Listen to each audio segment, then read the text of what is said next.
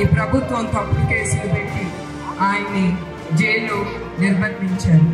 అప్పుడు ఆయన నన్ను పిలిచి ఏనాడు నన్ను పార్టీ యాక్టివిటీలు నన్ను ఎప్పుడు నేరుగానే ఇన్వాల్వ్ అవ్వలేదు, అవసరం కూడా పడలేదు. ఆ కుటుంబాన్ని నన్ను వెళ్ళి వాళ్ళని పలకరించి వాళ్ళకి పార్టీ కాదు మన కుటుంబం వాళ్ళకి ఎప్పుడు అండగా ఉంటామని ఆ భరోసా ఇవ్వమని నన్ను ఇక్కడికి పంపించాను. అట్లా నేను ఈ నిజం గెలవాలి అనే ఈ ప్రోగ్రాము తీసుకున్నాను.